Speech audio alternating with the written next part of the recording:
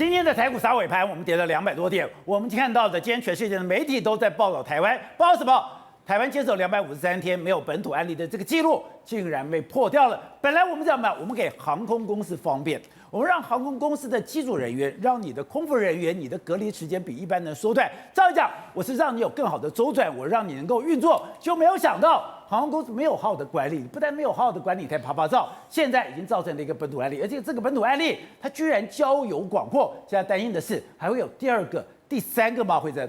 是，而且你知道整件事情让人家最生气的是，我们知道在12月3号的时候，长荣才开除了3名空服人员，为什么呢？因为这3名的空姐分别在11月10号、11月17号跟12月2号。违反居家检疫的规定，本来他们空姐因为航空公司因为他们那个执勤的关系，然后政府给他们航空业者方便，你们这些人你们只要隔离5天，自己居家检疫就好。这3名空姐还拍照被抓到，12月3号长荣才开始开除他们，没想到今天所爆发的第一个253天以来破了第一个就是本土案例的，又跟长荣有关，这整件事情真的是整个炸锅开来。所以说政府给你方便，你当随便。随便，而且你知道吗？现在对于台湾整个经济所造成的表现，完全没有办法估计。我们光看一件事情，《Time》杂志的那个即时新闻，竟然写什么史上最长的一个 viral fever 没有病毒的一个状况，竟然就被一个新的本土案例在台湾发生了。我们台湾253天没有本土案例是史上最长，全世界目前为止维持最长的记录。这个东西因为这个一个点，因为这一起案就是765号跟案771号2个人莫名其妙，然后6天密集接触，他还不讲这个案765号是怎么一回事。他原来是长荣的一个纽西兰籍的一个外籍机师，在长荣航空已经有了大概16年的一个历史，等于是一个非常资深的机师。结果呢，现在被人家爆料说，他原来早在从12月初开始出勤的时候就没有戴口罩，11月29号飞美国去，12月4号返回台湾，12月12号又再度飞美国，而他在12月12号再度飞美国的时候，跟另外一名台湾的女机师在同时执勤，结果那个女机师被发现感染了，后来他们才说为什么你会被感染？他说我有戴口罩。另外一个日本的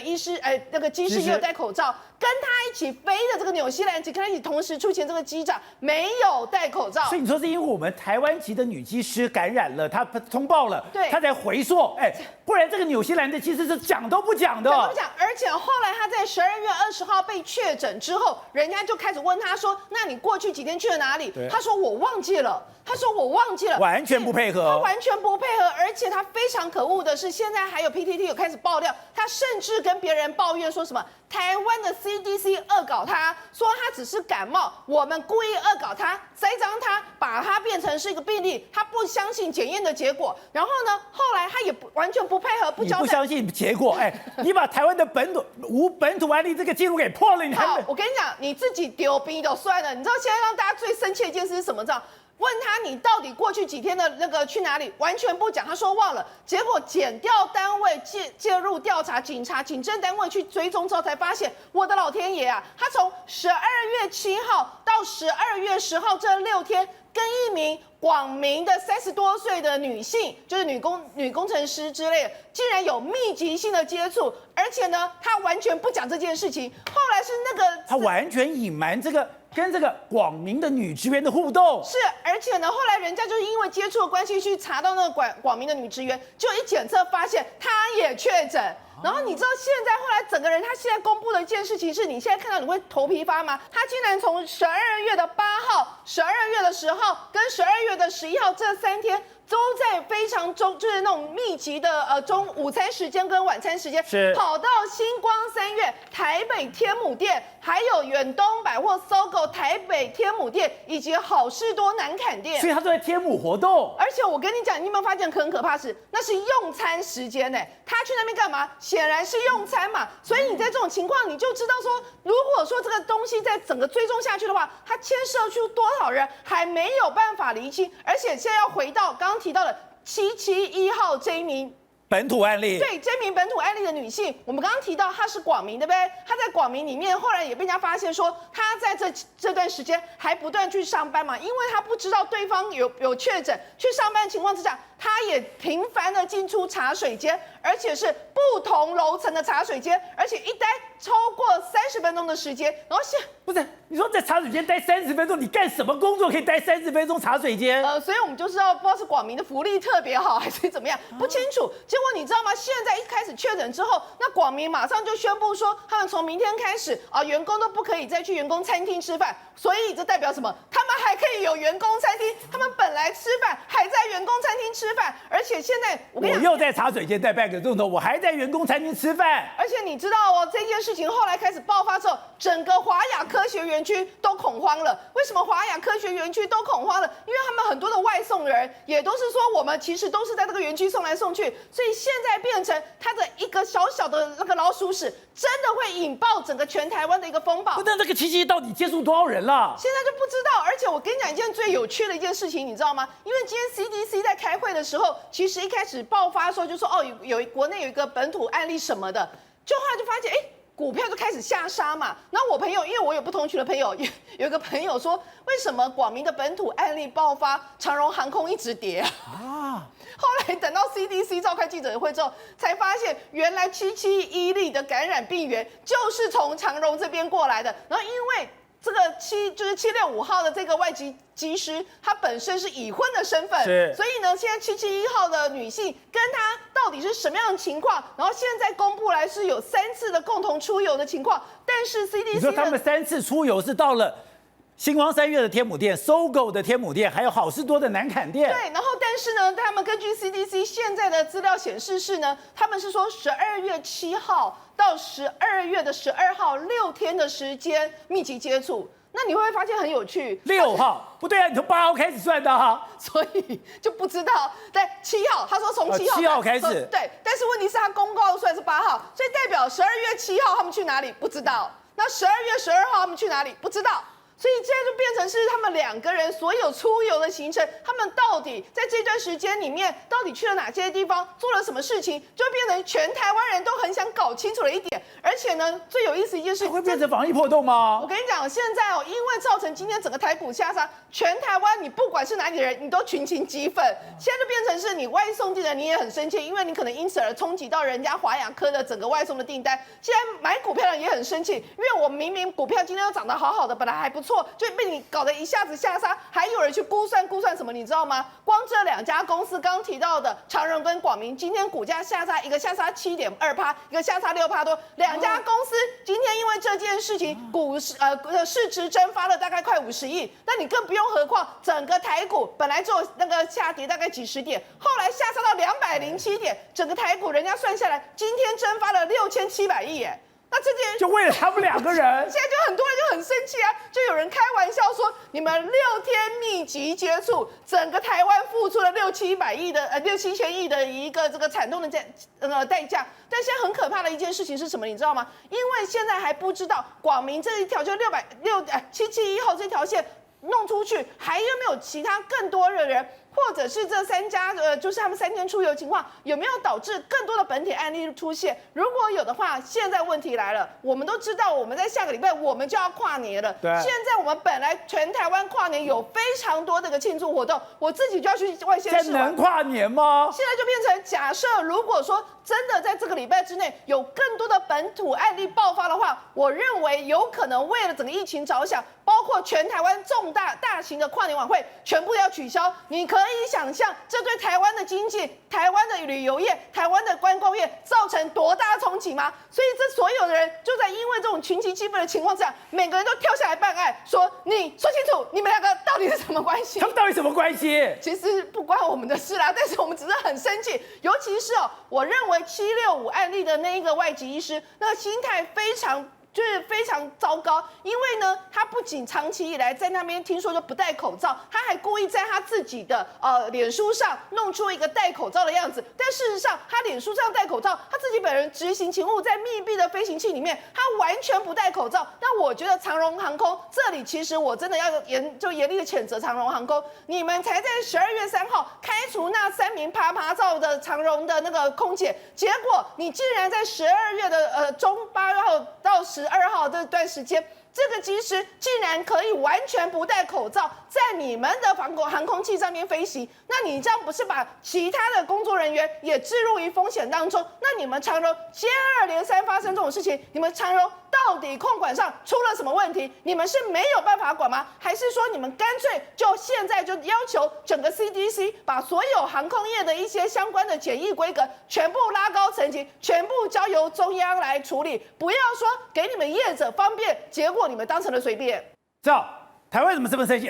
我们好不容易守了这么久，我们变成全世界的模范生，结果为了这件破功，然后这个破功，这个破洞不知道有多大，而且更可怕的是，现在全世界疫情都在大爆发，而且英国最惨，英国现在已经被封到了，你不要把台湾搞成那个样子。没有错，我们生气原因不只是破功，而是病毒又变异了啦。病毒已经变异过一次，最一开始在武汉是614D， 对不对？然后呢，在意大利变异过一次，叫 G614D， 那时候变异已经是原本传播的3到9倍，结果呢，现在英国宣布又变异一次，是原本的 G614D 的又增加70%，又增加70%。如果今天过去台湾好几次，什么酒店小姐啊，什么见的，最后都没事，对不对？对，因为我们是最原始的病毒，那个病毒传播力没有那么高，后来在欧美中大量传播都是 G614D， 那个传播力非常非常高，因为整个人的病毒量是比较大，而且病毒都在上呼吸道，现在又在变异。如果这个机师带的是变异体的话，他去了 Costco， 去了天母的 SOGO， 去了天母的星光。台湾不见得挺得住啊，所以我们很担心就是这件事情嘛。你知道美国现在有多惨吗？美国12月14号到12月20号这一周造成1.8万人死亡啊，每33秒有1个人因为这个病过世。你说美国到现在还每33秒1个人过世，每33秒因为1个人因为这疫情过世，所以大家看到这会担心嘛，会头皮发麻嘛。现在英国这个状况怎么样？英国一宣布封城，对不对？结果呢？法国马上完全没有讨论的前提之下，马上宣布中英法边境完全中断。你现在看到那个画面是英国的卡车哦，开到法国边境的时候，你看大排长龙，后面哦回堵大概是6000多台车。为什么回堵6000多台车？因为法国也怕啊。英国如果这样子，你英国如果有变种病毒到法国，法国也沦陷的话，整个欧洲大陆都沦陷。所以你看哦，现在全部哦6000多台车全部回堵在后面。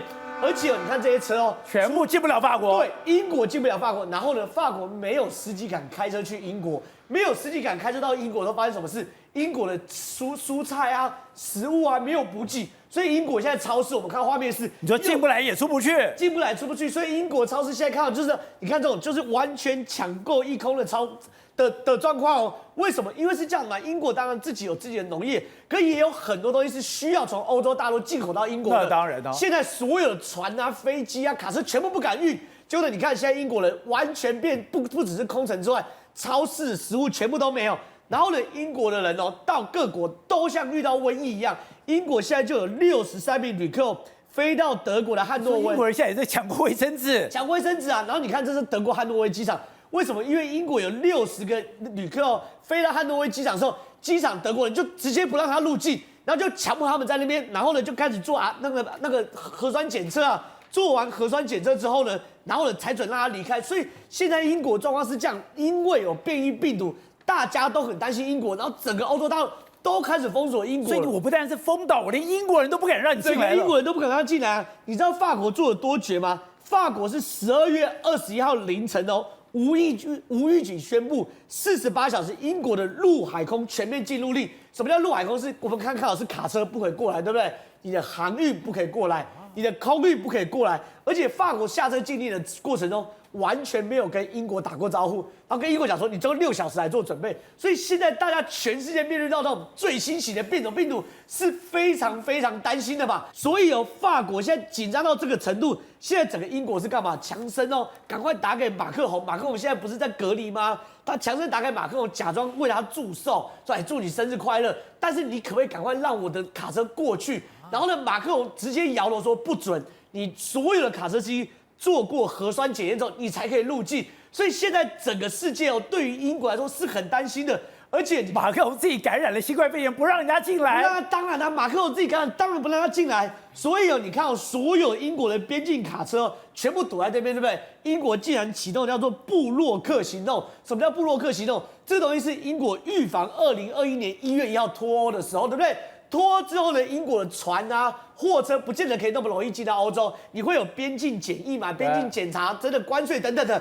所以英国早就设计一个叫布洛克行动，就是在英国的边境大量的停车场，以防如果货车被卡住的时候，可以先暂停在这边。现在既然因为这个疫情启动了布洛克行动，所以他们已经征召了英国跟法国边境的所有大型的空地。你现在看没有用啊，它现在不是一条道路，是你今天所有的连外道路全部塞成这样子。所以说，因为这是48小时的行动，现在英国的司机是全部都停在那边。那第一个天气很冷。